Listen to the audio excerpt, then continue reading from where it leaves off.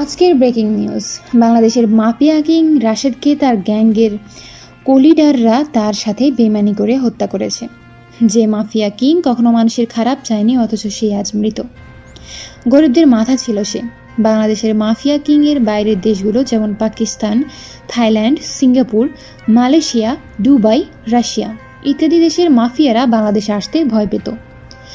গোপনীয় তথ্য থেকে একটি খবর পাওয়া যায় যে দ্য মাফিয়া কিংকে হত্যা করার পিছনে বাইরের দেশের কোনো এক মাফিয়ার হাত রয়েছে। এখন বাংলাদেশে আবার মাফিয়ার ক্রুরা মিলে সবার উপর অত্যাচার করবে। কিন্তু সবার মনে একটাই প্রশ্ন, যে মাফিয়া কিং তৈরি করলো তার ছেলে রাশেদকে সবাই চিনে।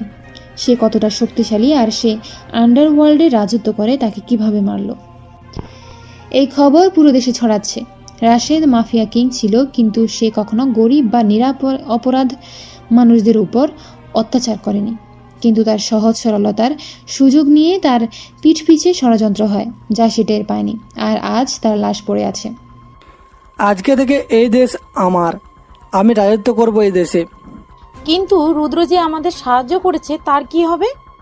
আর আরও তার সাথে আরও বাইরের দেশের মাফিয়ারা তো আছেই। চিন্তা নেই, আমি সবার সাথে ডিল করে নিব। রুদ্রকে ঢাকা শহর দিয়ে দেব। সবাই আজ থেকে আমার আন্ডারে কাজ করবে। এমন সময় নিশি দৌড়ে আসলো। বস বস, মহা বিপদ হয়ে গেছে, আমরা তো এবার শেষ। কি হয়েছে? এবার হাঁপাচ্ছিস কেন? বস, আমাদের অনেক বড় ভুল হয়ে গেছে। দ্য মাফিয়া কিং রাশেদ নয়, বাদশাহ সেলিম খানের ছোট ছেলে, আর সেই আসল মাফিয়া কিং। নিশির কথা শুনে সবাই অবাক হয়েছে, সাথে সবাই ভয় পেতেও শুরু করেছে। আসলে সবাই এখন একটা মিটিং করছে। সেখানে সব শহরের বড় বড় ডন, মাফিয়া, গ্যাংস্টাররা রয়েছে। তুই কি বলতাছোস? তোর ধারণা আছে? আমি ঠিক বলছি ম্যাম। এই নিন সেলিম খানের বানানো উইল, যেটা কেউ চেঞ্জ করতে পারবে না। রোকেয়া উইল হাতে নিয়ে পড়া শুরু করলো। আমি সেলিম খান, আমি বাংলাদেশের মাফিয়া লর্ড। আমি এখন আর এই দায়িত্ব নিতে পারছি না। আমার 2 সন্তান আছে, বড় হলো রাশেদ আর ছোট হলো বাদশা। আমি বাদশাকে পরবর্তী মাফিয়া কিং বানাতে চাই। রাশেদ বড় হলেও তেমন পারদর্শী নয়, আর বাদশা যেমন তার শক্তি তেমন তার চিন্তা ভাবনা। এখন থেকে রাশেদ সামনে থেকে গ্যাং চালাবে, আর বাদশা পেছন থেকে পুরো গ্যাংটা কন্ট্রোল করবে। আমার এই উইল কেউ চেঞ্জ করতে পারবে না। যদি আমার 2 সন্তান মারা যায়, তাহলে মাফিয়া কিং একজন উপযুক্ত লিডার হতে পারবে। বাদশা দেশের বাহির থেকে বিদেশের মাফিয়াদের কন্ট্রোল করবে। বাদশার চেহারা 3 থেকে 4 জন বাদ দিয়ে কেউ দেখবে না। বাংলাদেশে এখন একজন মাফিয়া কিং, আর সে হলো বাদশা দা মাফিয়া কিং। তার মানে রাশেদ মাফিয়া কিং নয়, তার ছোট ভাই মাফিয়া কিং। রাশেদ যে ডেঞ্জারাস ছিল, তাহলে ভাবাই যায় না বাদশাহ কতটা ডেঞ্জারাস। সমস্যা নেই, ওকেও খতম করে দেব। বস, আমি এই মাত্র কানাডার ডনের মাধ্যমে জানতে পেরেছি দ্য মাফিয়া কিং কানাডায়, কিন্তু তার ভাইয়ের মৃত্যুর কারণে সে বাংলাদেশে আসবে। আর সে এটাও বলেছে মাফিয়া কিং যেখানেই যায় না কেন সেখানে ঝড় উঠিয়ে যায়। তার মতো হিংস্র আর কোনো মানুষ নেই। ও আইসি, পুরো দেশে খবর ছড়িয়ে দাও সত্যিটা। তোমার মাথা ঠিক আছে তো? সাধারণ জনগণ শুনলে তারা আর ভয় পাবে না। জনগণের কথা বাদ দাও, তুমি নিশ্চয়ই ভুলোনি যে বাদশাহ একজন মোস্ট ওয়ান্টেড ক্রিমিনাল। শুধু বাংলাদেশের পুলিশ নয়, বরং বিশ্বের প্রায় 50টি দেশের পুলিশ ওকে খুঁজছে। বাদশাহ এই দেশে আসলে হয়তো পুলিশ ওকে মারবে, নাহলে আমি মারবো। কিন্তু কেউ তো ওকে আজ পর্যন্ত দেখেইনি, তাহলে ওকে চিনবে কিভাবে? চিন্তা করো না, আমি যতটুকু জানি আসল মাফিয়া কিং এই দেশে আসার সাথে সাথেই কিছু একটা করবে। আর সে তো আসছে ঝড় উঠাতে। দেখি কি ঝড় উঠায়। আমার কাছে পুরো টিম আছে। স্যার, আমাদের ইনফরমেশনের মতে কালকের মধ্যেই মাফিয়া কিং এখানে চলে আসবে। আর তাকে এদেশে মাত্র 3 জন লোক চেনে, কিন্তু তারা কারা তা আমরা জানি না। এমনকি আমাদের দলেরও হতে পারে। সমস্যা নেই, সবাইকে হাসতে হাসতে শেষ করে দেব।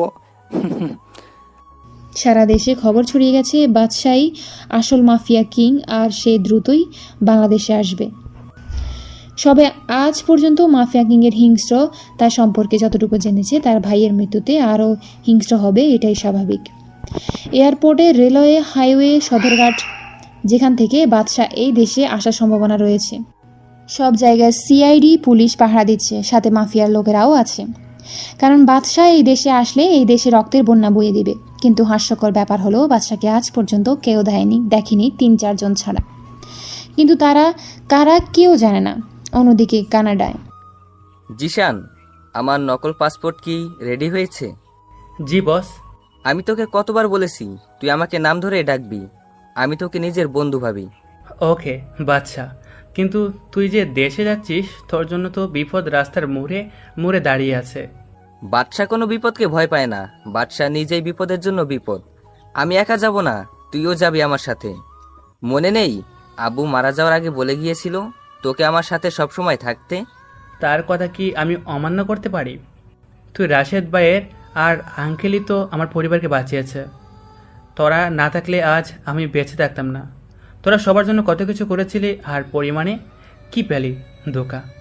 আমি বুঝলাম না মানুষ এত নিচে কিভাবে নামতে পারে। তুই চিন্তা করিস না, একবার দেশে যাই সবাইকে দেখে নিব। দেশবাসী এতদিন শুধু বাদশাদা মাফিয়া কিংয়ের আসল হিংস্রতা সম্পর্কে শুনেছে, কিন্তু এখন সবাই এবার হিংস্রতাও দেখবে। আমি আসছি, তোরা তৈরি থাক মাফিয়ার ক্রুরা। তোদের আজরাইল আসছি। যে ভাইকে আমি প্রাণের চেয়েও বেশি ভালোবাসতাম তার লাশ পর্যন্ত দেখতে পাইনি। আমি আসছি তোদের মৃত্যুর পরোয়ানা নিয়ে। এদিকে তো দেশের অবস্থা খারাপ। যখন থেকে শুনেছে রাশেদ মাফিয়া কিং না বরং বাদশাহ দা মাফিয়া কিং, তখন থেকেই দেশের সবাই আতঙ্কে আছে। কারণ বাদশাহ যে দেশে যায় সেই দেশে কমপক্ষে হলেও 500 এর মতো লাশ পড়বে। সেরা মিনিস্টার থেকে সাধারণ মানুষ যে কেউ হতে পারে। এদিকে দেশের সব এন্ট্রি পয়েন্টে পুলিশ থেকে সেনাবাহিনী পাঠা দিচ্ছে। সবাই জানে বাদশাহ যদি একবার সিদ্ধান্ত নেয় যে দেশে আসবে তাহলে তাকে কেউ আটকাতে পারবে না। Bangladesh Shahjalal international airport Canada থেকে ফ্লাইট ল্যান্ড হয়েছে। সিকিউরিটি অনেক কড়া। সবার ব্যাকগ্রাউন্ড চেক করে তারপর ছাড়া হচ্ছে সবাইকে। বাদশাহ আর জিসান ছদ্মবেশে দেশে আসলো। জিসানের একটি ভালো ব্যাকগ্রাউন্ড আছে কানাডায়।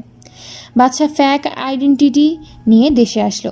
সবার চেকিংয়ের পরে যখন বাদশাহের ব্যাকগ্রাউন্ড চেক করা হচ্ছে। আপনার নাম? বা জি, ভালো নাম রাকিব। আপনি এই দেশে কেন এসেছেন? আমার বড় ভাইয়ের কবর জিয়ারত করতে এসেছি। ঠিক আছে, যান এখন। বাদশাহ আর জিসান এয়ারপোর্ট থেকে বের হলো। বাদ রাকিব, এটা তো তোর মায়ের দেওয়া নাম ছিল। আম্মুকে অনেক মিস করি। এখন খেলা শুরু হবে। বাদশাহ তার ফোন নিয়ে একটা মেসেজ করলো, আর সাথে সাথে এয়ারপোর্টে 10টি পুলিশের গাড়ি ব্লাস্ট হলো। সবাই এদিক ওদিক দৌড়াচ্ছে। সবাই বুঝে গেছে বাদশাহ এদেশে এসে গেছে। সবাই এত চেষ্টার পরেও বাদশাকে এই দেশে আসার থেকে আটকাতে পারল না। বাদশাহের মুখে আবার পৈশাচিক হাসি ফুটে উঠল। বাদশার সামনে 2টি গাড়ি থামলো। গাড়ি থেকে 2 জন লোক নামলো, যাদের দেখে বাদশার মুখে হাসি ফুটে উঠল। লোক 2টি বাদশাহ আর জিসানকে জড়িয়ে ধরলো। তারপর বাদশাহ আর জিসান 2টি গাড়িতে উঠল। গাড়ি নিয়ে গতিতে ছুটছে। হঠাৎ গাড়ি 2টি থেমে গেল ঢাকার বাইরে জঙ্গলের মাঝখানে একটি সেফ হাউসের সামনে। গাড়ি থেকে বাদশাহ আর জিসানের সাথে সেই 2 জন লোকও নামলো। 4 জন সেফ হাউসের ভেতরে চলে গেল। সেফ হাউসটা জঙ্গলের ভিতরে, তাই মাফিয়ার ক্রুরা এই সেফ হাউসের ব্যাপারে জানে না। কি খবর তোদের? ভাই, আপনি তো জানেন এই জায়গার কি অবস্থা। আমরা ভালো থাকি কিভাবে? রাশেদ ভাই মারা যাওয়ার পর আমাদের অবস্থা আরও খারাপ হয়ে যায়।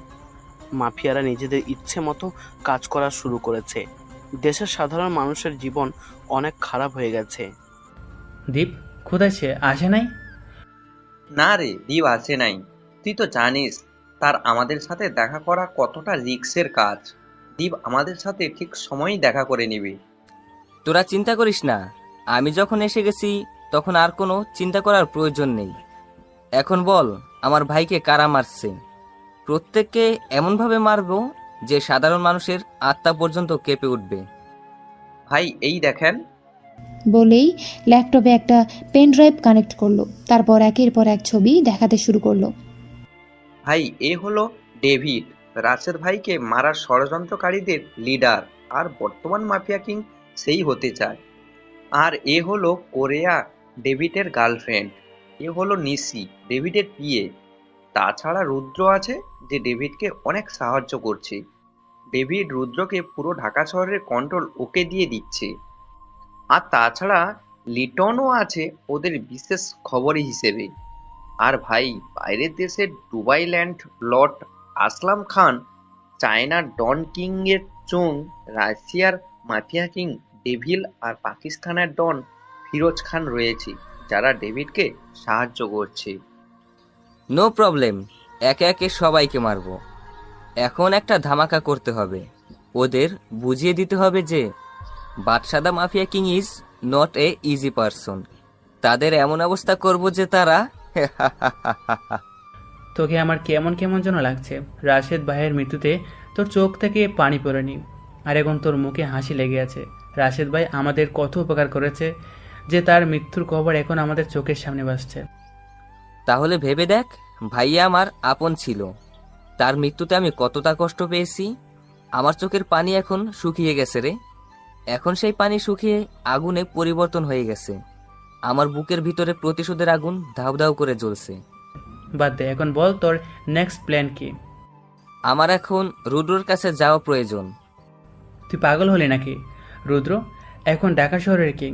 রুদ্র কোথায় থাকে তার ছেলাপুলেরা ছাড়া কেউ জানে না। আর তুই যদি বাদশাদা মাফিয়া কিংয়ের পরিচয় নিয়ে যাস তাহলে কি হবে ভেবে দেখেছিস? রাহুল আর সাব্বির, রুদ্রের চেলাপেলাদের কোথায় পাবো? ভাই, ওর চেলাপোলারা বেশিরভাগই কলেজ বা ভার্সিটির ছাত্রছাত্রী। আপনি ঢাকা ভার্সিটিতে গেলে ওদের দেখা পাবেন।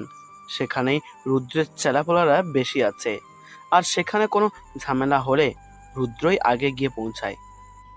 ও তাই নাকি? তাহলে তো খেলা এবার জমে উঠবে। বলেই নিজের রুমে চলে গেল। রাহুল, সাব্বির আর জিসান বাদশাহের কথা কিছুই বুঝতে পারল না। বাদশাহ কখন কি করে সেটা আজ পর্যন্ত কেউ ভাবতে পারেনি।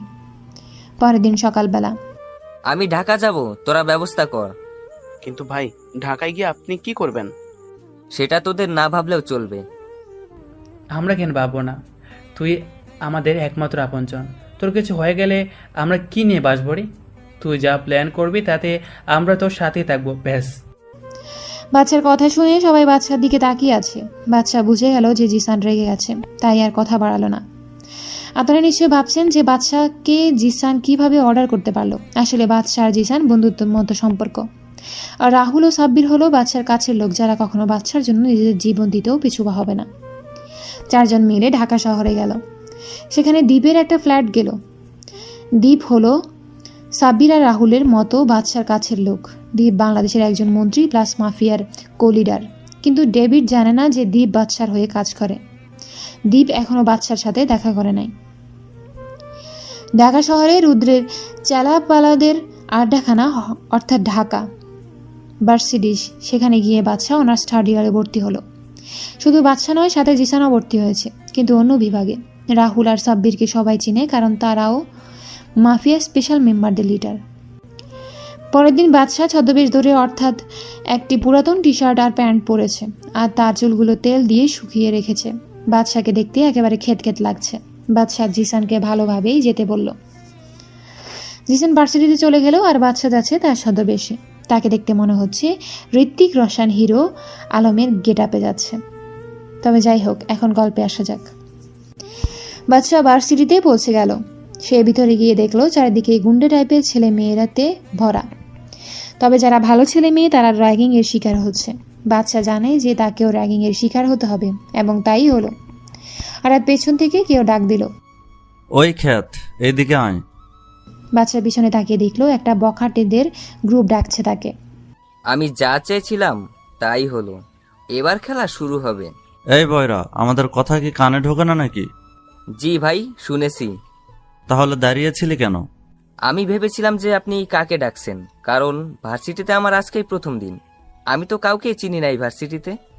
তুই ছাড়া কি আর কেউ খ্যাত আছে নাকি এই ভার্সিটিতে? আরে মাহিম, থাম এবার। আর তোর নাম কি রে? ভাই রাকিব। তা ভাই রাকিব, কি খবর তোমার?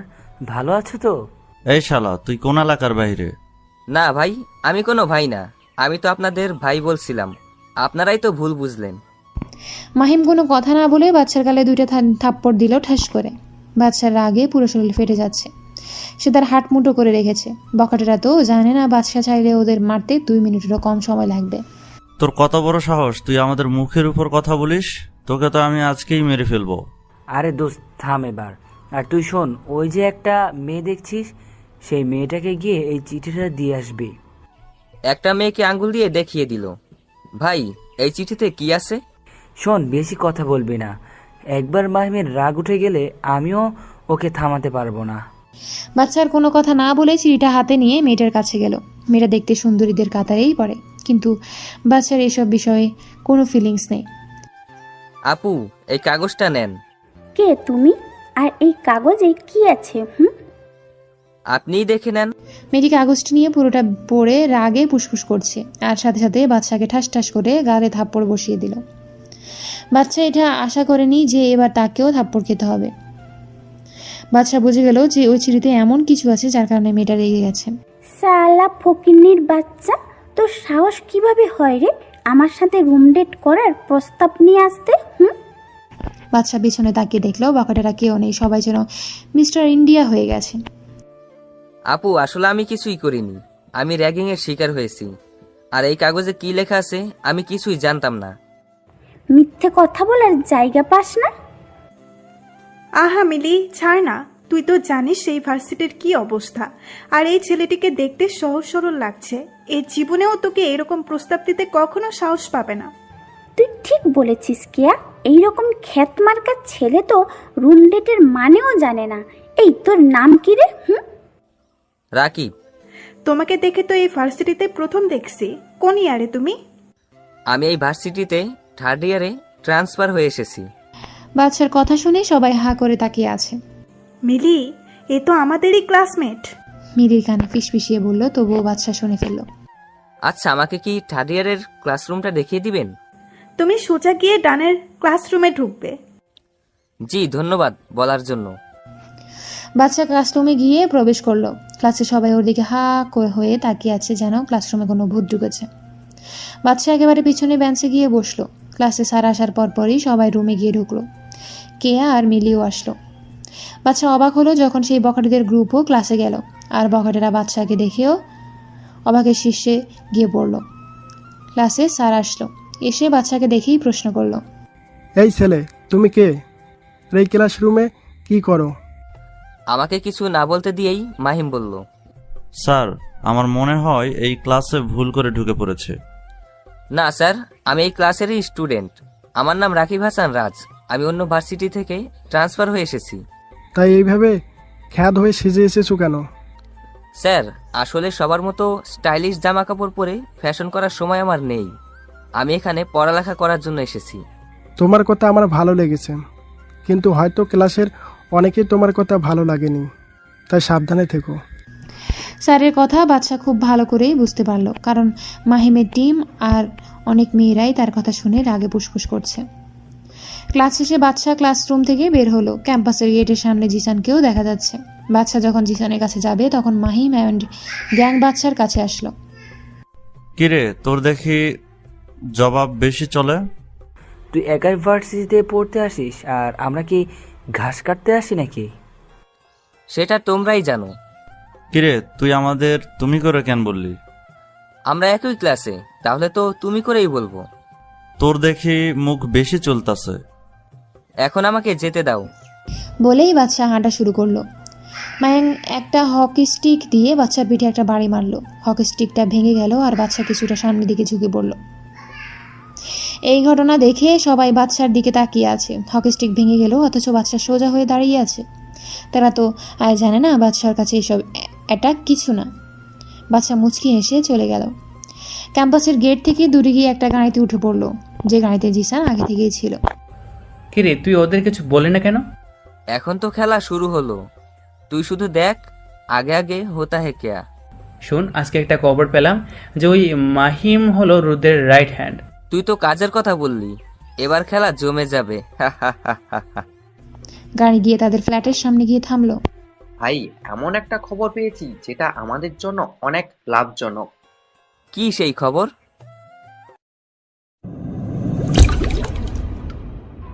ভাই, খবরটা হলো আপনি যে ভার্সিটিতে অ্যাডমিশন নিয়েছেন সেই কলেজে মাহিম নামে একজন মাফিয়ার ক্রু আছে, যে রুদ্রের বিশেষ লোক।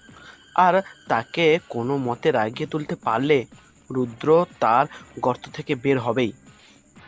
তার মানে বল মাছ ধরতে হলে আগে তার জন্য ট্রোপ বানাতে হবে।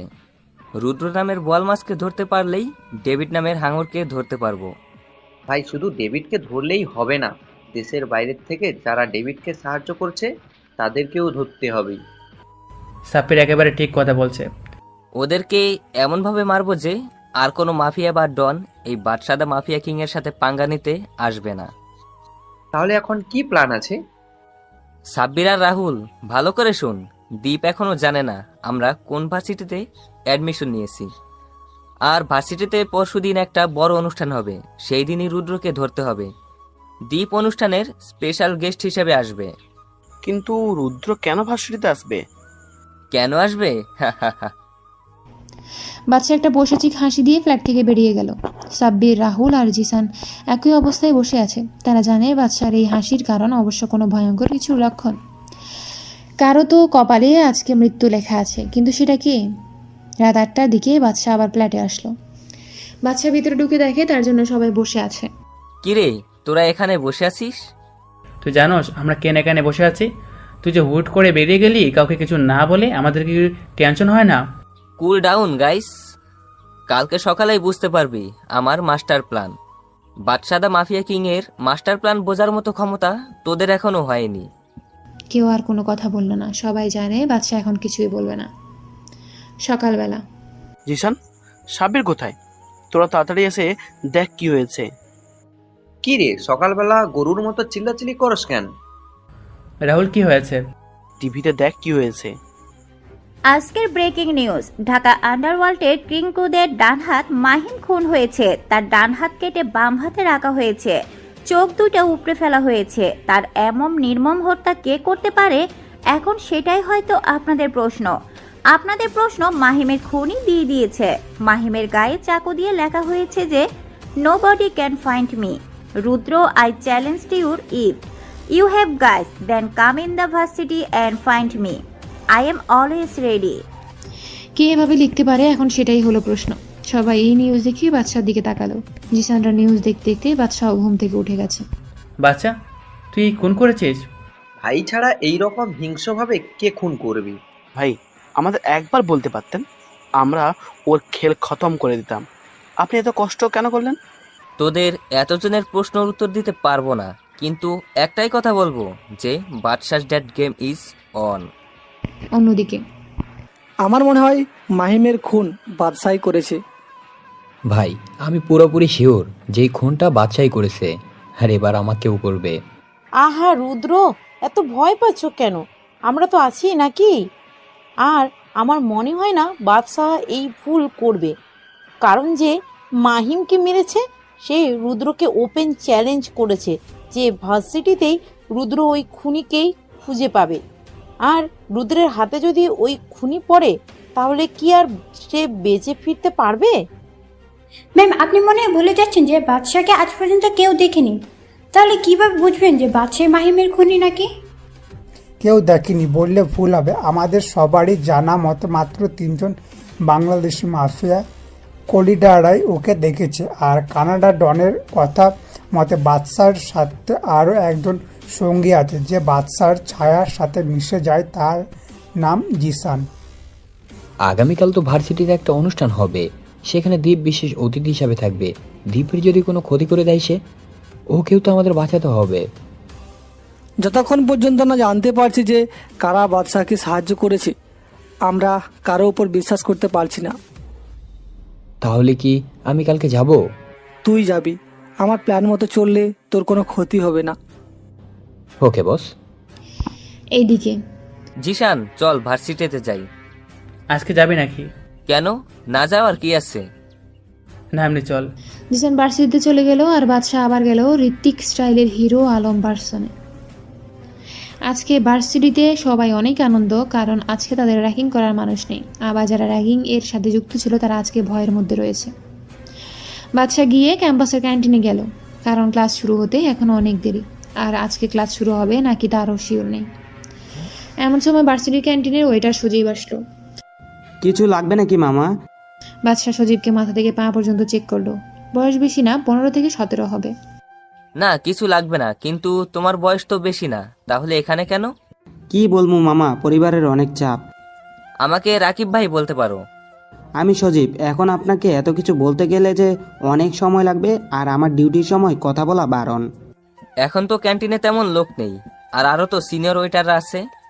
তোমার এই ক্যান্টিনের যত ক্ষতি হবে তা আমি দেব। এখন বসো এখানে। না ভাই, টাকা লাগবে না। এই পর্যন্ত আমাকে কেউ এভাবে বলেনি, সবাই আমাকে ছোট লোক বলেছে, কিন্তু আপনি প্রথম যে আমার সাথে ভালো ব্যবহার করলো। গতকাল যে মরল না মাহিম, একেবারে খারাপ লোক। তার মৃত্যুতে কে কি করবে আমি জানি না, কিন্তু আমি মসজিদে 10 টাকা দিব। আচ্ছা দিও। এখন বলো তো, তোমার পরিবারে কে কে আছে? অসুস্থ মা, এক বেকার বড় ভাই, আর আমি। তোমার বাবা কোথায়? আমার আব্বু অনেক বছর আগেই মারা গেছে।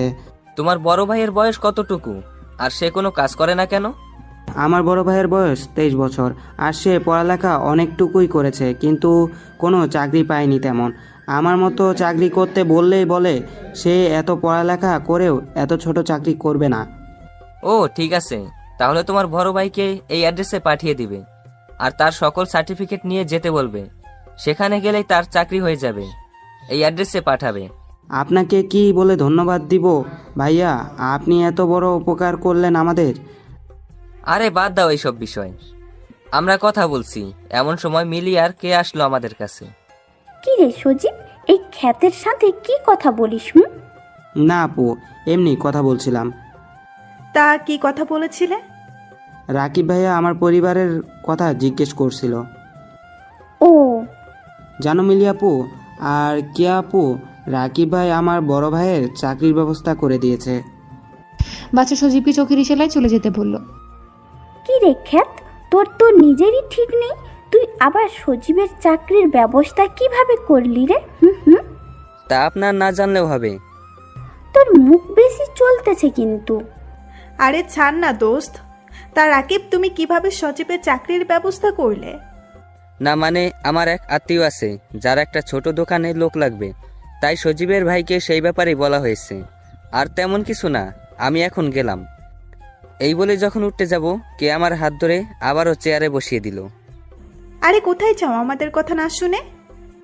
আপনাদের মতো বড় লোকের সাথে আমার মতো গরিবের কি কথা? তুই কি জানিস যে মাহিম খুন হয়েছে? গতকাল যার সাথে তোর মারামারি হলো, আর যাকে গতকাল তুই হিংস্রভাবে খুন করেছিস। বাদশাহ এই কথা শুনে চেয়ার থেকে দাঁড়িয়ে গেল, কারণ গতকালকে বাদশাহ যে মাহিমকে মেরেছে তা তো এদের জানার কথা না। কি আবল তাবল বলছেন? আমি আবার খুন? হাসালেন। মিলি গতকাল তোমাকে দেখেছে যে তুমি মাহিনকে যখন খুন করে রাস্তায় ফেলে এসেছিলে। অসম্ভব, গতকাল তো আমি হুডি পরেছিলাম। তাহলে এই মেয়ে আমার চেহারা কিভাবে দেখলো? আপনি কি সত্যি আমার চেহারা দেখেছেন? ভালো করে ভেবে দেখেন। আসলে গতকাল সেই খুনি হুডি পরা ছিল, তাই চেহারা দেখতে পারিনি, কিন্তু তার চোখ, বডি ল্যাঙ্গুয়েজ একেবারে তোর মতোই দেখতে। তাহলে থাকেন, আমি গেলাম। আরে এত তাড়াতাড়ির কি আছে? আজকে তো ক্লাস হবে না, তাই বসো। আচ্ছা, তোমার কোনো ফ্রেন্ড নেই ভার্সিটিতে? আমার মতো খ্যাতের আবার ফ্রেন্ডস? কেন, উই বি ফ্রেন্ড? মানে আমার মতো খ্যাতের সাথে হুট করে বন্ধুত্ব কেন করবেন? দেখো, সেই দিনের ব্যাপারের জন্য সরি। আমি জানি সব করেছে মাহিমি। আজকে তোমার সাথে বন্ধুত্ব করতে এসেছি। হুট করে তুই থেকে তুমি, এখানে নিশ্চয়ই কোনো গন্ডগোল রয়েছে। আরে কোনো গন্ডগোল নেই, তোমাকে ভালো মনে হলো তাই ফ্রেন্ডশিপ করতে এসেছি। কেন, আমরা মেয়ে বলে ফ্রেন্ড হবে না? না তেমন না। তাহলে আর কোনো কথা না, আজকে থেকে আমরা ফ্রেন্ড। বাদশার দিকে হাত বাড়ালো। বাদশাহ কিছু একটা ভেবে হাত মিলিয়ে নিল। সেই সময় জিসান আসলো। রাকিব, কি করস এই জায়গায়? বাদশাহ জিসানকে চোখের ইশারায় বলে দিল চুপ করে থাকতে, কারণ জিসান আর বাদশাহ যে একে অপরকে চিনে এটা কেউ না জানতে পারে। জিসান, তুমি কি রাকিবকে চিনো নাকি? না, আসলে কালকের জামালার পর রাকিবের সাথে রাস্তা দেখা হয়, সেখানে পরিচয়। ও তাই বলো? তা তোমরা এখানে কি করছো? রাকিবের সাথে ফ্রেন্ডশিপ করতে এসেছিলাম। বাদশার দিকে জিসান আর চোখে তাকালো, কারণ বাদশাহ কোনোদিনও মেয়েদের সাথে মেশেনি। তাহলে তোমরা থাকো, আজকে আমি আসি, কালকে অনুষ্ঠানে আবার দেখা হবে। এই বলেই বাদশাহ চলে গেল। পরের দিন সকালে আজকে যে করেই হোক না কেন রুদ্রকে মারতেই হবে। কিন্তু এত মানুষের সামনে কিভাবে মারবি? আবার ওর সাথে বডিগার্ডও থাকবেই। আমি খবর নিয়েছি, আজকের অনুষ্ঠানে ডেভিডের পুরো নজর থাকবে। তোর কাছে কি কোনো প্ল্যান আছে বাদশা? বাদশা কোনোদিন প্ল্যান ছাড়া যুদ্ধে নামে না। ভার্সিটিতে আজকে অনুষ্ঠান হবে, সবাই কাজে লেগে পড়েছে। বাদশা জিসানের সাথে আজকে রাহুল আর সাব্বিরও এসেছে। একটু পর অনুষ্ঠান আস্তে আস্তে শুরু হতে লাগলো। চিফ গেস্ট হিসেবে দীপ এসে গেছে। বাদশা আর জিসানকে এখনো দেখতে পারেনি। আস্তে আস্তে অনুষ্ঠান প্রায় শেষের দিকে এসে গেল। এমন সময় ভার্সিটিতে প্রায় 30টার মতো বাইক আর একটা বড় গাড়ি আসলো। সবাই বুঝে গেল যে রুদ্র এসে গেছে। রুদ্রকে সবাই ভয় পায়। রুদ্র গাড়ি থেকে নামলো। কিরে বাচ্চা, তুই কোথায়? তুই না বলছিলি যে ভার্সিটিতে আসলে আমার সামনে আসবি? আমি তোর চ্যালেঞ্জ অ্যাকসেপ্ট করছি, সাহস থাকলে সামনে আয়। রুদ্র, কি হচ্ছে এইসব? বাদশা এখানে কিভাবে আসবি? তুই জানিস না বলে কথাটা বললি। বাচ্চা আমাকে চ্যালেঞ্জ করছিল যে এই ভার্সিটিতে ওকে পাবো। দীপ পুরো ভার্সিটিটা একবার পুরো দেখে নিল। দীপ দেখলো দূরে সাব্বির আর রাহুল দাঁড়িয়ে আছে। দীপ বুঝে গেল রুদ্রের আজকে শেষ দিন। রুদ্রের মোবাইলে একটা মেসেজ এলো যে সাহস থাকলে ভার্সিটির শেষের দিকে ঘরে যেতে, তাও আবার একা একা। রুদ্রের এগোতে লাগলো কথাটা। রুদ্র সবাইকে ওখানে রেখে একা একা চলে গেল। রুদ্র সেইখানে গিয়ে দেখলো একটা রুম আছে। রুদ্র সেই ঘরের ভিতরে প্রবেশ করলো। রুদ্র দেখলো রুমে কেউ নেই। রুদ্রের পিছু পিছু ওর লোকের সাথে দীপ আর ভার্সিটির ছেলে মেয়েরা এলো। তারা রুমে গিয়ে দেখলো সেখানে রুদ্র নেই। রুদ্রকে আগেই বাদশা অজ্ঞান করে ভার্সিটির ক্লাসরুমে নিয়ে গেছে। কেউ ভাবতেই পারবে না যে রুদ্রকে বাদশা ক্লাসরুমে নিয়ে যাবে। রুদ্রের আস্তে আস্তে চোখ খুলছে। চোখ খুলে সে আশেপাশের পরিস্থিতি বোঝার চেষ্টা করছে। সে এখানে কিভাবে আসলো। তার মনে পড়ে গেল সে যখন ওই রুমে গেল তখন একজন লোক মুখ বেঁধে তার ঘাড়ে এমনভাবে আঘাত করলো যে সে অজ্ঞান হয়ে যায়। তারপর তার আর কিছুই মনে নেই। রুদ্র এখন 2টা বেঞ্চের সাথে বাঁধা আছে। রুদ্রের সামনে একটা লোক এখন দাঁড়িয়ে আছে। সে আর কেউ না, বাদশা। কিন্তু রুদ্র বাদশার মুখ দেখতে পারছে না, কারণ বাদশার মুখে মাস্ক পরে আছে। কে রে তুই? তোর মৃত্যু। আমার মৃত্যু? তাও আবার তুই? আমি নিজেই মৃত্যুর ফ্যাক্টরি, আর তুই আমাকে মরার ভয় দেখাচ্ছিস? আমাকে খুলে দে, তাহলে তোকে প্রাণে বাঁচার সুযোগ দিব। খোল আমাকে। কুল কুল, এত গরম হওয়ার কিছু নেই। তোর চিৎকার কেউ শুনতে আসবে না, কারণ তোর সামনে এখন বাদশাদা মাফিয়া কিং দাঁড়িয়ে আছে। এই কথা শোনার পর রুদ্রের মুখ থেকে হাসিটা নিমিশেই বিলীন হয়ে গেল। ভাই, আমাকে মাফ করে দিন। আমি কিছুই জানি না। সব ওই ডেভিড আর বাইরের দেশের মাফিয়া করেছে। ভাই, আমি সত্যি কিছু জানি না। এত ভয় পাওয়ার কিছুই নেই। আমি শুধু 2টা প্রশ্ন করব। যদি তুই সত্যি কথা বলিস তাহলে তোর মুক্তি। কি প্রশ্ন ভাই? আমার ভাইকে কিভাবে মেরেছিস? I want answer. ভাই, আমি জানি না। বাদশা বুঝে গেল যে কিভাবে রুদ্রের মুখ থেকে কথা বের করবে। কিন্তু একটা শয়তানি বুদ্ধি তার মাথায় আসলো, আর তার মুখে একটা হাসি ফুটে উঠল। বাদশা বুঝে গেল যে কিভাবে রুদ্রের মুখ থেকে কথা বের করবে। কিছু একটা শয়তানি বুদ্ধি তার মাথায় আসলো, আর তার মুখে একটা হাসি ফুটে উঠল। বাদশা একটা পকেট নাইফ বের করে রুদ্রের হাত বরাবর গেঁথে দিল। রুদ্র অসম্ভব ব্যথায় চিৎকার করতে লাগলো, কিন্তু কোনো লাভ নেই, কারণ এই ভার্সিটির পাশে আরও কয়েকটা ভার্সিটি আছে যারা আজকে জমিয়ে মজা করতেছে আর সাউন্ড স্পিকারে গান বাজাচ্ছে, যার আওয়াজ আমাদের ভার্সিটিতেও শোনা যাচ্ছে, এবং এই শব্দই যথেষ্ট বাদশার জন্য। আসলে এই ভার্সিটিতে অনুষ্ঠান হচ্ছিল, কিন্তু রুদ্র আসার পর সব বন্ধ হয়ে গেল। এখনো সময় আছে, বলে দে, না হলে তুই বাদশার হিংস্রতা এখনো দেখোস নাই। ভাই, আমি সত্যি জানি না। বাদশা এবার রুদ্রের মুখে লাল মরিচের গুঁড়া ঢুকিয়ে দিল, পুরো 1 প্যাকেট। তারপর রুদ্রের চোখের সামনে একটা পিন নিয়ে আসলো। ধারালো পিন, আর রুদ্রের চোখের মাঝখানে 1 মিলিমিটারের ব্যবধান আছে শুধু। এখনো কি বলবি, নাকি সারা জীবনের জন্য অন্ধ করে দিব? না ভাই, আমি সব বলবো। আমাকে ক্ষমা করে দিন। ঠিক আছে, বল। ভাই, সেদিন রাশেদ ভাইয়ের কাছে খবর এসেছিল যে দুবাই ল্যান্ডলর্ড আসলাম খান বাংলাদেশে লুকিয়ে লুকিয়ে এসেছে আর রাশেদ ভাইয়ের উপর অ্যাটাক করবে। তখন রাশেদ ভাই তার পুরো গ্যাং নিয়ে আসলেন, খানের উপর হামলা করে। আসলাম খান হেরেই যাচ্ছিল।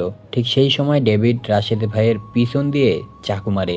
রাশেদ ভাই বিশ্বাস করতে পারছিল না যে ডেভিড রাশেদ ভাইয়ের সাথে ধোঁকা করবে। রাশেদ ভাই আমাকে চোখের ইশারায় ডেভিডকে মারতে বলে, কিন্তু ডেভিড আমাকে ঢাকা শহর দেওয়ার লোভ দেখিয়েছিল, তাই আমি রাশেদ ভাইকে সাহায্য করিনি। সেই সময় চীনের ডন কিং চং আসলো, সাথে রাশিয়ার মাফিয়া কিং ডেভিল আর পাকিস্তানের ডন ফিরোজ খান আসলো। ডেভিড তাদেরকে লুকিয়ে বাংলাদেশে আসতে সাহায্য করে।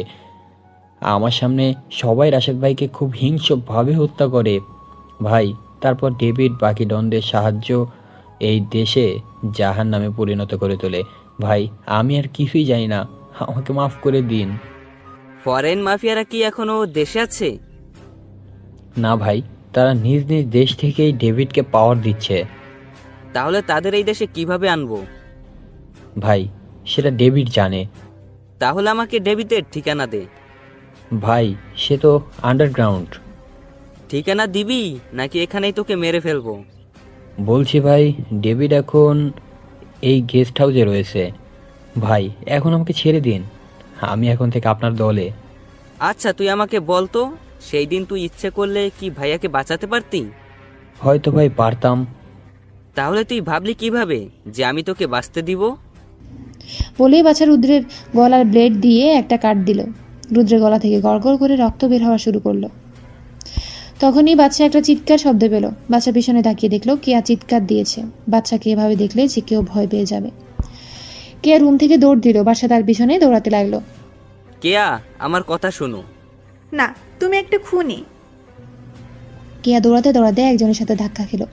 আর একটা কথা, বাচ্চা আর কেয়া ছিল বিল্ডিং এর টপ ফ্লোরে। কেয়া দেখলো তার সামনেই তার বড় ভাই দাঁড়িয়ে আছে। ভাইয়া আমাকে বাঁচাও, আমার পেছনে একটা খুনি আসতেছে। কোথায় সে? তুই আমার সাথে আই। বলেই কেয়ার ভাই তার পকেট থেকে একটা রিভলভার বের করে সামনে হাঁটতে লাগলো। আর সেই সময় বাচ্চার সামনে আসলো কেয়া আর কেয়ার ভাই। ভাইয়া এটাই সেই খুনি, আমাদের ক্লাসরুমে একজনকে খুন করে এসেছে, এখন আমাকেও মেরে ফেলবে। কেয়ার ভাই বাচ্চার দিকে রিভলভার তাক করলো, কিন্তু যখন বাচ্চার চেহারা দেখলো তখন কেয়ার ভাইয়ের হাত কাঁপা শুরু করলো। আর এক সময় রিভলভার পড়ে গেল তার হাত থেকে। কেয়ার ভাই আর কেউ না, দীপ, যে বাচ্চার আসল পরিচয় জানে। দীপ বাচ্চার পায়ের সামনে শুয়ে পড়লো। ভাই আমার বোনকে ক্ষমা করে দাও, সে তোমাকে চিনে না তাই এমন করেছি। আমি কেয়াকে মারবো না, আমি তো শুধু তাকে বোঝানোর জন্য তার পিছে দৌড়াচ্ছিলাম। ভাইয়া তুমি ওকে ভয় কেন পাচ্ছ? ডাইরেক্ট শুট করে দাও। চুপ কর তুই, বাঁচতে চাইলে তুই ক্ষমা চেয়ে নি। কেয়ার মাথায় কিছুই ঢুকছে না। সেই সময় তাদের কাছে জিসান, সাব্বির আর রাহুল আসলো। বাচ্চা কাজ কি শেষ হয়েছে? জিসান তুমিও? জিসান একবার কেয়ার দিকে তাকিয়ে আবার বাচ্চার দিকে তাকালো। সাব্বির, রুদ্রের লাশ ক্লাসরুমে পড়ে রয়েছে, শাপলা চত্বরে বুঝিয়ে দিবি। ওকে ভাই। কেয়ার কোনো চাপ নিতে পারেনি, তাই কেয়ার সেন্সলেস হয়ে যায়। হাইপার হওয়ার কিছুই নেই, কেয়া মায়ার এত প্রেসার নিতে পারেনি, তাই সেন্সলেস হয়ে গেছে। দীপ, তোর বোনকে বাসায় নিয়ে যা, আর তোরা আমার সাথে চল, ডেভিডের সাথে দেখা করে আসি। ডেভিড, তুই ওর ঠিকানা কোথায় পেলি? রুদ্রের থেকে সব জেনে নিয়েছি। আর দীপ, আজকে ফ্ল্যাটে দেখা করবি সন্ধ্যার দিকে। ওকে ভাই। এখন চল তোরা। তারপর বাদশাহ, জিসান, সাব্বির আর রাহুল গাড়িতে উঠে রুদ্রের বলা গোডাউনের দিকে রওনা দিল। সেখানে পৌঁছানোর পর কয়েকজন গার্ড দেখতে পেল। বাদশাহ গাড়ি গোডাউন থেকে অনেক দূরে পার্কিং করলো। তারপর সবাই আস্তে আস্তে গোডাউনের পিছনে দেওয়াল টপকে ভিতরে গেল। সেখানে অনেক গার্ড ছিল, কিন্তু তাদের সাইলেন্সার বন্দুক দিয়ে মারা বাদশার কাছে কোনো ব্যাপার না। আস্তে আস্তে সব গার্ডদের মেলে ফেলার পর একটা রুমের সামনে পৌঁছালো। ভেতরে কারো কথা বলার আওয়াজ শোনা যাচ্ছে। আওয়াজ শুনে তো মনে হচ্ছে ডেভিড তার গার্লফ্রেন্ড, ডেভিডের খাস চামচা লিটন আর ডেভিডের পিয়ে নিসি আছে। ও, তাহলে সবাই একসাথে আছে। আজকে সবার খেল খতম। রাহুল আর সাব্বির, ভিতরে যা। ভাই আমরা যাব? চিন্তা করিস না, এই বাদশা থাকতে তোদের কেউ টাচ পর্যন্ত করতে পারবে না। তোরা শুধু ডেভিডকে এই কথাটা বলবি। ওকে ভাই। রাহুল আর সাব্বির রুমের ভিতরে গিয়ে ডেভিডের সামনে দাঁড়ালো। বাদশা আর জিসান দরজার কাছেই লুকিয়ে আছে। কে রে তোরা এখানে? তোদের তো এই হাইড আউটের ব্যাপারে বলিনি, তোরা কিভাবে জেগে আসলি? আসলে রুদ্র ভাই আমাদের আপনার ঠিকানা বলেছিল। তা রুদ্র কোথায়? রুদ্রকে তো আমি বাদশাহকে মারতে পাঠিয়েছিলাম। আসলে রুদ্র ভাই আর বেঁচে নেই। কি? বাদশাহ ওকেও মেরে ফেলেছে? তা তোরা কি আমাকে এই খবর শোনানোর জন্য আসলি? না ভাই, আমরা একজনকে আপনার সাথে দেখা করতে এনেছি। কে সে? আমি। কে রে তুই? তোদের আজরাইল, বাদশাদা মাফিয়া কিং। বলেই বাচ্চা ডেভিডের দিকে বন্দুক তাক করে গুলি ছুড়ল, কিন্তু ডেভিড লিটনকে তার সামনে দিয়ে আসলো, তাই গুলিটা লিটনের লাগে। বাচ্চা যেহেতু দূরে ছিল তাই বুলেট লিটনের শরীর ভেদ করতে পারেনি। নিশি আর রোকেয়াও ফায়ারিং করা শুরু করে। আবার এদিকে বাদশাহ, জিসান, সাব্বির আর রাহুলও ফায়ারিং করা শুরু করে। যেহেতু বাদশাহ হুট করে হামলা করে তাই ডেভিডরা কিছু করতে পারেনি। আর এদিকে রোকেয়ার গুলি লাগে আর সে নিচে পড়ে যায়। ডেভিড তাকে উঠানোর চেষ্টা করে, কিন্তু এদিকে বুলেটের তুফান চলছে তাই রোকেয়াকে রেখে নিশি আর ডেভিড পিছনের দরজা দিয়ে বের হয়ে যায়। রাহুল আর সাব্বির ওদের পিছু নিতে গেলে বাদশাহ ওদের থামায়। কি হলো ভাই, আমাদের আটকালেন কেন? ডেভিডের পিছু করতে হবে না। কেন ভাই, ডেভিড তো পালিয়ে গেল। বাচ্চা জোরে জোরে হাসা শুরু করলো। সেটা কোনো সাধারণ হাসি ছিল না, বরং সেটা একটা পৈশাচিক হাসি ছিল। এই হাসির মানে বাচ্চার প্ল্যান কাজ করেছে। এখন শুধু খেলা হবে মৃত্যুর খেলা।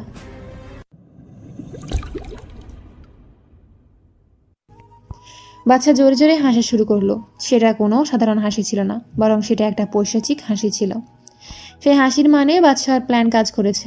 এখন শুধু খেলা হবে মৃত্যুর খেলা। তোর কথা তো আমি কিছুই বুঝতে পারছি না। ডেভিড তো বেরিয়ে গেল। আমি চেয়েছি বলেই যেতে পেরেছে। মানেটা কি? তোর মাথায় কি চলছে আমি কিছুই বুঝতে পারছি না। বাদশার খেলা বাদশার আল্লাহ তাআলা বাদে কেউ বুঝতে পারে না। ভাই তুই আমাদের বুঝিয়ে একটু বল। পরে বলবো, এখন রোকেয়াকে আমাদের সাথে নিয়ে আয়। সন্ধ্যায় দ্বীপের সাথে অনেক কথা আছে। আজকেই সব প্ল্যান তোদের সাথে শেয়ার করব। সবই তো বুঝলাম, কিন্তু এই ডাইনিকে আমাদের সাথে নিয়ে যাব কেন? মাঝে মাঝে ডাইনিরাও অনেক কাজের। মানে? এখনই সব মানে বুঝলে কি হবে? সন্ধ্যায় সব খুলে বলবো। আর এই রোকেয়াকে আমাদের সাথে নিয়ে আয়, এর চিকিৎসা করতে হবে। রোকেয়া গুলি খেয়ে সেন্সলেস হয়ে গেছে। তারপর সবাই তাদের ফ্ল্যাটে পৌঁছে গেল। সন্ধ্যার দিকে দ্বীপ ফ্ল্যাটের কাছে আসলো। আমাকে একবারও বলো না ভাই যে তোমার এই সে ভার্সিটিতে ভর্তি হইছো, তাহলে আমি সাহায্য করতে পারতাম। তোকে বললে তুই ওদের মতো আমাকে আটকাতি, যে এটা করা রিস্ক, ওটা করা রিস্ক। ও তাহলে এই ব্যাপার। তার রোকেয়ার কি অবস্থা করেছো? তাকে ডাক্তার দেখে গিয়েছে, গুলি বের করা হয়েছে, এখন ঘুমের ওষুধ দেওয়া হয়েছে, বিছানার সাথে হাত পা বাঁধা আছে। কিন্তু আমরা কেন ওকে বাঁচিয়ে রেখেছি তাই তো বুঝতে পারছি না। আর কেনই বা ডেভিডকে এভাবে পালিয়ে যেতে দিয়েছি। সব বলবো আজকে।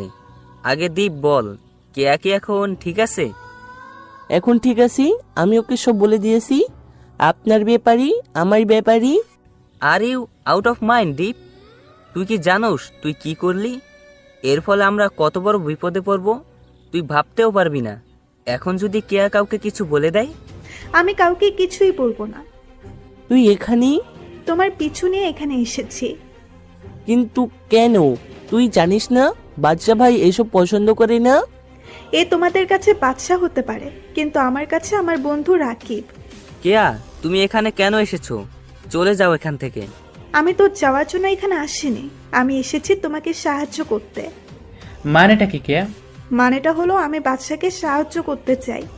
তুই কিভাবে সাহায্য করবি? আমি জানি না, কিন্তু আমি সাহায্য করতে চাই। বাচ্চা তুই কি চাস কে এখানে থাকবে কিনা? কে আমাদের সাহায্য করতে পারবে? ভাই কিন্তু কিভাবে? সেটা আস্তে আস্তে জানতে পারবি। ঠিক আছে, কিন্তু এখন বল তুই ডেভিডকে কেন যেতে দিলি? এটা তো আগে বল। বাচ্চা আর রুদ্রের মধ্যে যা যা কথা হয়েছিল তা সব খুলে বলল। এসবের সাথে ফরেনিয়ার মাফিয়ারা আছে, এটা তো আমরা অনেক আগে থেকে জানি, কিন্তু এসবের সাথে ডেভিডকে দেখতে যাওয়ার বিষয়টা আমি বুঝতে পারছি না। আমি ইচ্ছে করলে সেখানেই ডেভিডকে মারতে পারতাম, কিন্তু আমি তা করিনি। আমি সবাইকে একসাথে শাস্তি দিব। আমার ভাইয়ের মৃত্যুর প্রতিশোধ একসাথে নিব। আমি যদি ডেভিডকে মেরে ফেলতাম তাহলে ফরেনার ডনদের আমি ধরতে পারতাম না, আর ডেভিডের মৃত্যুর পরে সবাই সতর্ক হয়ে যেত। এখন যেহেতু ডেভিড কোনো মতে বেঁচে গেছে, সে অবশ্যই আমাদের উপর অ্যাটাক করবে, আর তার জন্য ফরেনার ডনদের সাহায্য অবশ্যই লাগবে। এখন শুধু তাদের এই দেশে আসার অপেক্ষা। সবই তো বুঝলাম, কিন্তু রোকেয়ার কি করবি? বাচ্চা কিছু বলবে তার আগে রোকেয়ার আওয়াজ শুনতে পেল সবাই। মনে হয় রোকেয়ার জ্ঞান ফিরেছে। তাহলে এবার কি করব আমরা? এবার রোকেয়ার থেকে ডেভিড আর ফরেনার ডনদের ব্যাপারে জানতে হবে। কিন্তু সে কি বলবে? এমনি বলবে না, তার ডিগ্রি দিতে হবে। না জিশান, আমার একটা নীতি আছে। আমি কোনো মেয়ের উপর হাত তুলি না, মারতে হলে এক গুলিতেই মেরে ফেলি। কেয়া, তুমি যদি আমাকে সাহায্য করতে চাও তাহলে তুমি রোকেয়ার থেকে সব ইনফরমেশন কালেক্ট করবে, আর এর জন্য তোমার যা করা উচিত তাই করবে। ভাই কেয়া কি পারবে? হোয়াই নট ব্রো, আমি অবশ্যই পারবো। এবার শুধু তোমরা দেখো এই কেয়ার খেলা। তারপর কেয়া রোকেয়ার রুমে গেল। বাদশা আর সবাই রুমের বাইরে সবাই বসে আছে। হঠাৎ রোকেয়ার রুম থেকে রোকেয়া চিৎকার শোনা গেল। কেয়া ওর খেলা শুরু করে দিয়েছে। কিন্তু আমি একটা জিনিস বুঝলাম না, যে কেয়া তোকে খুন করতে দেখে যেভাবে ভয় পেয়েছিল, আর ওর চোখে তোর জন্য ঘৃণা দেখছিলাম, আর সে কেয়া তোকে সাহায্য করেছে। আমারও একই প্রশ্ন। আসলে ভাই কেয়া যদি জানতো যে তুমি বাদশা দ্য মাফিয়া কিং, তাহলে সে কখনোই তোমাকে দেখে ভয় পেত না। কেন? কেয়া কি আমাকে চিনে নাকি? জি ভাই। মানে? ভাই কেয়া আসলে তোমাকে ভালোবাসি। মানেটা কি? আমি সত্যি বলছি ভাই। কেয়া তো আমার নামও কখনো শুনেনি, তাহলে সে কিভাবে আমাকে ভালোবাসে? ভাই যে আপনার নাম আগে থেকে শুনেছিল। বাচ্চার নাম তো দেশের কেউ জানতো না, তাহলে কেয়া কোথা থেকে শুনবে? দেশের কেউ জানতো না, কিন্তু আমি তো জানতাম বাদশা দ্য মাফিয়া কিং এদের কথা। আসলে আমি কি কাজ করি কেয়া হঠাৎ জেনে ফেলে, তাই আমি তাকে বলেছিলাম যে এসব মাফিয়াদের খারাপ হয় না। কিছু কিছু মাফিয়া আছে যারা ভালো কাজ করে, দেশের মানুষের সাহায্য করে, দেশকে রক্ষা করে, ঠিক বাদশা ভাইয়ের মতো। তখন থেকে বাদশা ভাই যখনই দেশের জন্য বা সাধারণ মানুষের জন্য কি করতো, তখন আমি কেয়াকে তা বলতাম। তখন থেকে কেয়া বাদশা ভাইকে ভালোবাসা শুরু করেছি। কেয়া আমাকে বাদশা ভাইয়ের ছবি দেখাতে বলেছিল, কিন্তু আমি তাকে বাদশা ভাইয়ের ছবি দেখাই নাই, কারণ বাদশা ভাইয়ের হুকুম ছিল। ভাই আমি সত্যি বলছি, কেয়া তোমাকে অনেক ভালোবাসি। তা হয় না দীপ। কেন নয়? বাদশা পিছনে তাকিয়ে দেখি কেয়া বাদশার পিছনে দাঁড়িয়ে আছে। সে বাদশার সামনে এসে আবার একই প্রশ্ন করলো। কারণ আমি চাই না আমার লাইফের সাথে কেউ যুক্ত হোক, আর আমার জীবনের কোনো গ্যারান্টি নেই। আমি আমার বাবা আর বড় ভাইকে হারিয়েছি, আমি আর চাই না কেউ আমাকে ছেড়ে চলে যাক। কিন্তু আমি তোমার জীবনের সাথে জড়াতে চাই। আমি তোমার জীবনের সাথে নিজের জীবন মিশিয়ে এক জীবন করতে চাই। কেয়া এসব কথা পরে হবি, এখন বলো রোকেয়ার থেকে কিছু জানতে পেরেছিস? হ্যাঁ ভাইয়া, আমি জানতে পেরেছি যে ডেভিড এখন তার সুন্দরবনের ফরেস্ট গেস্ট হাউসে লুকিয়েছে। আমি আরও জানতে পেরেছি যে আজকে রাতে ফরেনার ডন আসবে সেই গেস্ট হাউসে। এই কথা শোনার পর বাদশা পৈশাচিকভাবে হাসা শুরু করে। এই হাসির মানে কিছু একটা হতে চলেছে। এখানে সবাই জানে এই হাসির মানে মৃত্যুর খেলা হবে আজকে। রোকেয়াকে শেষ করে দে, আর সবাই রেডি হয়ে নে। আজকে রাতে খেলা হবে, মৃত্যুর খেলা। সবাই সবার রুমে চলে গেল।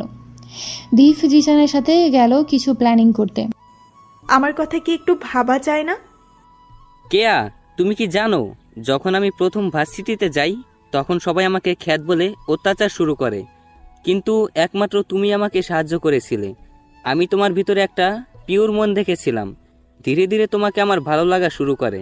আমি জানি না সেটা ভালোবাসা কি না, কিন্তু আজকের পর যদি আমি বেঁচে যাই তাহলে তোমাকে নিয়ে আমি ভাববো। দেখা আমাদের হবে, এটা শিওর। দেখা যাবে। বিকাল 4টার দিকে সবাই রেডি হয়ে গেল ফরেস্ট গেস্ট হাউসে যাওয়ার জন্য। সবাই কি রেডি হয়েছে? আমরা রেডি, প্লাস সব প্ল্যান করা হয়েছে। আমিও রেডি। না, তুই কোথাও যাবি না? কিন্তু কেন? কারণ সেখানে বিপদ আছে। আমি কোনো বিপদকে ভয় পাই না। You should understand that. যেখানে অনেক রিস্ক আছে, আমরা সেখানে গিয়ে জীবিত নাও ফিরে আসতে পারি। I don't care. ওকে, আমার সাথে আসো। তারপর বাদশাকে এক একটা রুমে নিয়ে যায়। তারপর কথা বলার অজুহাতে কিয়াকে রুমের ভিতরে আটকে রাখে। বাদশা দরজা খোলো। সরি ফর দিস, কিন্তু আমরা যেখানে যাচ্ছি সেখান থেকে ফিরে নাও আসতে পারি। তাহলে আমাকে এখান থেকে বের করবে কে? এটা অটোমেটিক দরজা, 1 ঘন্টা পর ঠিকই দরজা আনলক হয়ে যাবে। তারপর বাদশা কিয়াকে কোনো কথা বলার সুযোগ না দিয়েই সবাইকে নিয়ে ফরেস্ট গেস্ট হাউসের দিকে রওনা দেয়। প্রায় 4 ঘন্টা পরে সবাই সেখানে পৌঁছালো। কেউ লজিক খুঁজবেন না যে ঢাকা থেকে সুন্দরবন 4 ঘন্টায় কিভাবে গেল। বাদশার গাড়ি গেস্ট হাউসের সামনে পৌঁছালো। সাবধানে, এই গেস্ট হাউসের চারিদিকে সিসিটিভি ক্যামেরা আসি। তাহলে আমরা ভিতরে যাব কিভাবে? চিন্তা করিস না, আমি সব ব্যবস্থা করে রেখেছি। মানে হলো রাহুল, সিসিটিভি মনিটরের সামনে যেসব গার্ড থাকে তাদের সবাইকে কিনে নিয়েছি বাদশাহ ভাইয়ের হুকুম মতো। তারা এখন মনিটরে রেকর্ডিং ভিডিও দেখছে। এখন তাহলে যাওয়া যাক। সবাই গেস্ট হাউসের সামনে গেল। চারদিকে যে সব গার্ড ছিল তাদের সাইলেন্সার গানের মাধ্যমে মেরে ফেলে। সবাই পিছনের দরজা দিয়ে ভেতরে গেল। সবাই মিটিং রুমের দরজার আড়ালে দাঁড়ালো। এখানে সব হারামিরা একসাথেই আছি। চিন্তা করিস না, আজকে এখানে কেউ বাঁচতে পারবে না। ফরেনার ডনদের বডিগার্ডদের খুব বুদ্ধিমানের সাথে সবাই মেরে ফেললো সাইলেন্সার বন্দুকের সাহায্যে। ডেভিডরা কিছু বোঝার আগেই বাদশা আর ওর টিম সবাইকে চারদিক দিকিয়ে ঘিরে ফেলে। তোরা এখানে? Who are David? You and use that Badshah the mafia king. यहाँ पर तुम आ गए बट यहाँ से जिंदा नहीं जा पाओगे। गार्ड्स मार डालो सबको। Oh hey, you are fools. We killed everybody already. Now you all are finished. সবাই যখন কথা বলছিল তখন হঠাৎ ডেভিড গুলি করা শুরু করলো। বাদশা আর ওর টিম সবাই টেবিল, সোফা, আলমারির পেছনে লুকিয়ে ফায়ারিং করা শুরু করলো। ছোট একটা রুম, তাই কেউ পালাতে পারেনি। বাদশার প্রথম গুলিটা পাকিস্তানি ডনের লেগেছে, তারপরে গুলিটা দুবাই ল্যান্ড লর্ডের লেগেছে। এদিকে সাব্বিরের হাতে গুলি লেগেছে। রাহুল সাব্বিরকে সেফ রেখে ফায়ারিং চালাচ্ছে। একে একে যখন সব ফরেনার ডন মারা গেল তখন শুধু ডেভিড বেঁচে আছে, আর সবার গুলিও শেষ হয়ে গেছে। বাদশা, তুই যদি সত্যিই মাফিয়া কিং হয়ে থাকিস তাহলে আমার সাথে হ্যান্ড টু হ্যান্ড ফাইট কর। ওকে, চ্যালেঞ্জ অ্যাকসেপ্টেড। তারপর দুজন হ্যান্ড টু হ্যান্ড ফাইট শুরু করে। প্রথম বাদশা কভার ফাইট করলেও পরে হ্যাটাক টেকনিক ইউজ করে। একসময় ডেভিড বাদশার লাথি খেয়ে ফ্লোরে গিয়ে পড়লো। ডেভিডের সামনে তার বডিগার্ডের বন্দুক পড়ে রইল। ডেভিড হাতে নিয়ে বাদশার দিকে তাক করে গুলি করলো। কেউ কিছু বুঝার আগেই কিয়া ফ্লোরে লুটিয়ে পড়লো। হ্যাঁ, সবাই ঠিক বুঝেছেন, কিয়ার বুকে গুলিটা লেগেছে। আসলে কিয়া বাদশার সামনে গিয়ে দাঁড়ায় আর তার গুলিটা লেগে যায়। তোরা কেয়াকে সামলা। কথাটা বলেই বাদশা তার ফ্লাইং কিক দিয়ে ডেভিডের হাত থেকে বন্দুকটা ফেলে দেয়। তারপর বাদশা কুংফু স্টাইলে ডেভিডের গলায় আঘাত করে, ফলে তার গলার হাড় ভেঙে যায় আর অনবরত নাক আর মুখ দিয়ে রক্ত পড়া শুরু করে। ডেভিড ফ্লোরে হাঁটু গেড়ে বসে পড়ল। ভাই, আমাকে মাফ করে দাও, আমি আর খারাপ কাজ করব না। আমার ভাইকে কি তোরা রেহাই দিয়েছিলি? বলেই বাদশা ডেভিডের মাথা বরাবর একটা ঘুষি মারলো আর ডেভিডের মাথা টেবিলের কোণে লেগে ফেটে যায়, আর অতিরিক্ত রক্তক্ষরণের জন্য সেখানেই তার মৃত্যু হয়। তারপর সবাই কিয়াকে গাড়ি করে হাসপাতালে নিয়ে যায়। দীপ্ত তার বোনের জন্য কান্না করে শেষ, আর বাদশার ও চোখ থেকে 2 ফোঁটা পানি গড়িয়ে পড়ল। বাদশা তাড়াতাড়ি তার চোখের পানি মুছে ফেলল। হাসপাতালে কেয়া আর সাব্বিরকে ভর্তি করানো হলো। সাব্বিরের হাতে গুলি লেগেছে, তাই চিন্তার কিছু নেই, কিন্তু কেয়ার বুকে গুলিটা লাগার ফলেও অনেক সিরিয়াস কিছু হতে পারে, এই কথাটা ডাক্তার তাদের বলল। দীর্ঘ 4 ঘন্টা অপারেশনের পর কেয়ার অপারেশন সাকসেসফুল হয়। কেয়ার জ্ঞান ফেরার পর থেকে সে শুধু বাদশাকে খুঁজে যাচ্ছে, তাই বাদশাহ কেয়ার কেবিনে গেল আর সবাই কেবিন থেকে বের হয়ে গেল। বাদশাহ কেয়ার সামনে হাঁটু গেড়ে বসলো। কেন আমার জীবন বাঁচালে? কারণ আমি তোমাকে ভালোবাসি। তুমি রুম থেকে বের হলে কিভাবে? 1 ঘন্টা পর বের হলেও এত তাড়াতাড়ি আমাদের কাছে পৌঁছানো অসম্ভব। তুমি হয়তো ভুলে গেছো যে রুমে একটা জানালাও ছিল, সেই জানালার কাজ পুরোটা ভেঙে তারপর বের হয়েছি। সত্যি বুদ্ধি আছে তোমার। বাদশা দা মাফিয়া কিংকে ভালোবেসেছি, অন্তত এইটুকু বুদ্ধি না থাকলে কি আর হয়? আমি বলেছিলাম যে সেখান থেকে যদি জীবিত ফিরে আসি তাহলে তোমায় নিয়ে ভাববো। তা কি ভেবেছ? Will you marry me? সত্যি? 1 সপ্তাহ পর বাদশা আর কেয়ার বিয়ে হয়ে গেল। বাদশা এখন বাসর ঘরের সামনে দাঁড়িয়ে আছে। সে রুমের ভিতরে ঢুকে দেখে কেয়া বিছানায় বসে বসে মোবাইল টিপাচ্ছে। বাদশা কত কিছু ভেবেছিল যে কেয়া তাকে দেখে পায়ে সালাম করবে, আর সে এখানে বসে বসে মোবাইল টিপছে। মোবাইলে কি করো? আমি যে রুমে এসেছি তা কি চোখে পড়েছে? কেন চোখে পড়বে না? আসলে আমি ফেসবুকে গল্প পড়ছিলাম আমার প্রিয় লেখক রাকিব হাসান রাজের আইডিতে। ও, ওইসব ফালতু লেখকের গল্প ছাড়ো তো। আর জামাইকে যে সালাম করতে হয় তা কি তুমি জানো না? খবরদার, আমার প্রিয় লেখকের নামে কিছু বললে আজকে বাসরের কথা ভুলে যাও। এই রে, আমার বাবুটা মনে হয় রেগে গেছে। বাদশা গিয়ে তার বাবুর মানে কেয়ার রাগ ভাঙাতে ব্যস্ত। আর এইটুকুতে গল্পটা শেষ করলাম। এই পর্যন্ত আপনাদের অনেক ভালোবাসা পেয়েছি, তার জন্য ধন্যবাদ। আল্লাহ হাফেজ, সবাই সুস্থ থাকুন, এটাই আশা করি।